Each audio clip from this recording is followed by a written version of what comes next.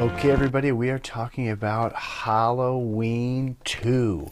More of the night he came home, which was the tagline for the film. And just a little bit of a riff on the first one, the night he came home, but this time, we're getting more.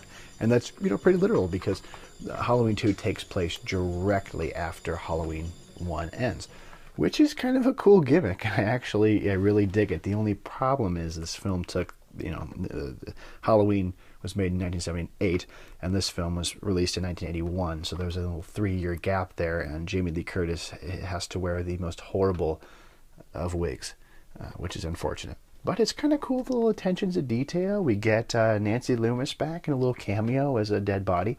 Carpenter only served as producer, and he did the score, and he also helped conceive the story, which he said he came up with at 2 o'clock in the morning with a 6-pack of beer at a typewriter, and he said, "Oh, God help me, I don't know. I'll make Michael Myers. I'll make Jamie Lee Curtis's brother," which I think maybe gave George Lucas a little bit of an idea. Thank you, John.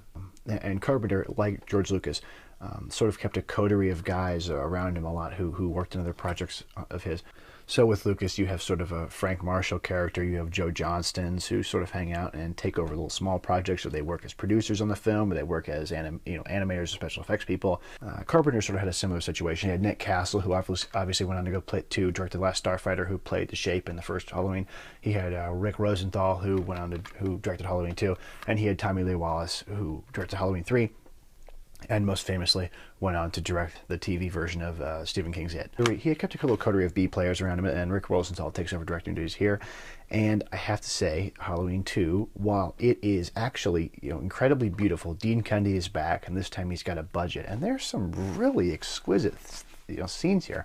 I'm thinking explicitly of the scene in which the nurse and the sort of horny, whatever he is, ambulance driver are getting together in the hot tub, and the lights are just phenomenal, spectacular. Obviously the hospital is, completely dim and dark, but it looks great, and the movie is beautifully lit. Donald Pleasence is back as Dr. Loomis, and he's out hunting Michael Myers, who he knows is out there on the loose. And I think one of the really unfortunate parts of this movie that's a real tell in the difference between Halloween 1 and Halloween 2 is at the end of Halloween 1, Pleasence confronted Carpenter and said, "John, I can play this scene in one of two ways." And I'm talking about the scene in which Michael Myers is shot multiple times by Loomis at the very end of the last second, and he falls off the balcony and he lands on the ground. Loomis turns back to consult Jamie, turns back, Michael Myers is gone. One of the most famous scenes in horror film, right? And Pleasence said to Carpenter, he said, "John, I can play this in one of two ways. I can be completely shocked, I didn't know this would happen, or I can look knowingly, understanding that this evil is going to continue on." And Carpenter had him play it both ways just to be safe, but in the end, he chose the knowing and ominous look. Now, the opening of Halloween 2, we see Pleasence run out of the bottom of the house to consult the little patch of grass where Michael Myers once lay, supposedly dead, and he freaks out. And he goes, "Oh, he's gone from here," and he freaks out, and it's like all the subtlety and the gravitas about the nature of evil are gone, because now Michael Myers is just an undead crazy monster, and that's all he is in this film. He just goes around and kills, and I'd probably say, for me, the opening scenes are really where the film shines, even though there's some dumb stuff that happens. All of the Panaglide shots are excellent. Carpenter talks about the Panaglide in relation to the moving POV shots of Halloween, and it's actually a Panavision's version of the Steadicam, which obviously was first used in Rocky. And some of those Panaglide shots are really standouts of the movie, and we get some really interesting sequences in which Michael Myers is walking around, and we see other characters from his point of view, which is really kind of neat. And I'm going to make a little side point about POV in horror films. A lot of times, people like Robin Wood or feminist critics of slasher films have, I think, made the false claim that a POV shot of a killer is, prurient or somewhat, problematic, because the filmmakers are putting us in the perspective of the killer as if we enjoy or get a power trip from being the killer. And this is sort of sexual for the audience too. And this is part of the male gaze, which is a film theory.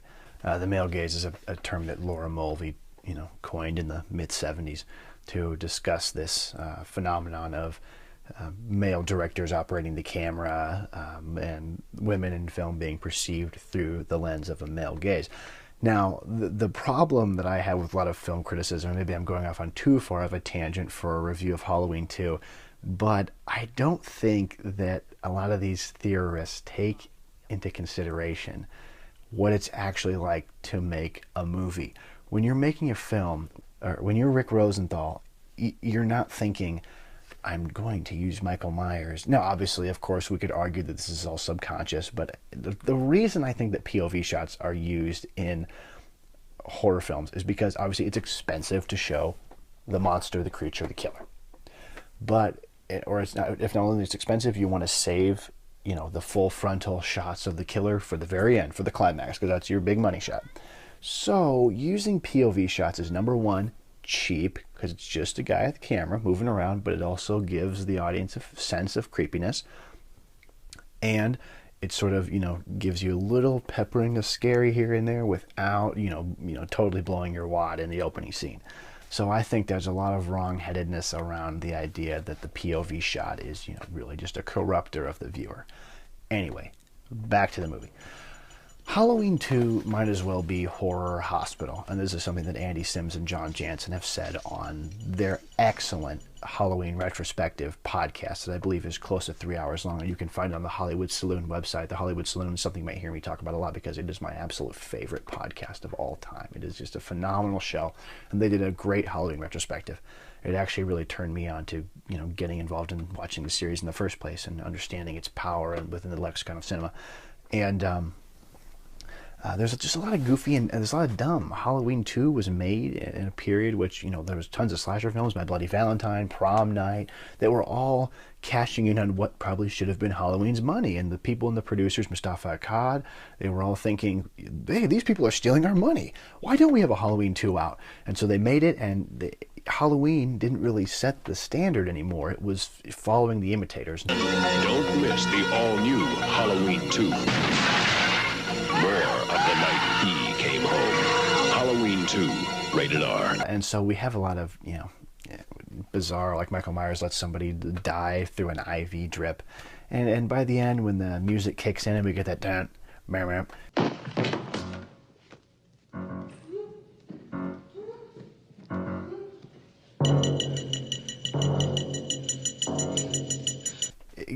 you're back into it. You're like, okay, Dr. Loomis plays the Optimus Prime role in this movie, and by that I mean like in the Transformers films when Optimus Prime has to be taken out for the majority of the movie so he can come back and save the day at the end.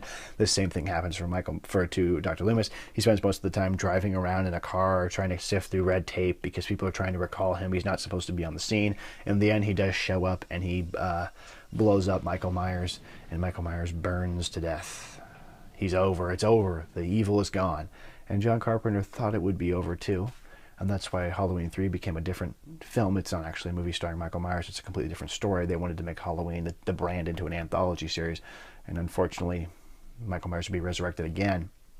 The direction is not solid in Halloween 2. There's no main character. Laurie's not our main character anymore, Jamie Lee Curtis, because she spends most of the time confined to a bed with a horrible wig, hanging out with Lance Guest, who would later go on to be the last Starfighter.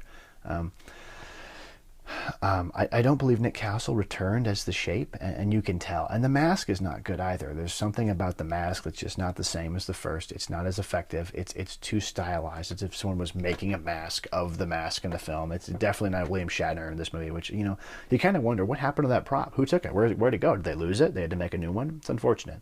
And I suppose when you're upping the budget of Halloween 2, you don't want to say, hey, go back to the Safeway and grab a William Shatner mask, hollow out the eyes, and spray paint it white. You'll say, no, we got some money this time. And I think that might be the problem with Halloween 2, is there's not the down and dirty, gritty feeling, but still there's a lot to enjoy. And I would recommend that anybody watch it. I sat down with a few beers and checked it out, and I was really taken by the cinematography. Dean Cundey did some great work in this movie. It's beautiful. There's a lot of really rich golds and blacks and browns, and I enjoyed it. I know that Jamie Lee Curtis thinks it's a solid film. Like, good for her. I can't believe she would think that, considered for the most part she's collecting a check and lying in bed, and only at the very end of the film does she fight Michael Myers, and it really is not that effective. That's sort of a really disappointing aspect of the film. Halloween 2, if you're a purist, check it out. If you're just a casual fan, definitely watch Halloween 1. It's a classic. It is like, it's, you know, it's Psycho, and then there's Halloween. You got to see them. They're quality films.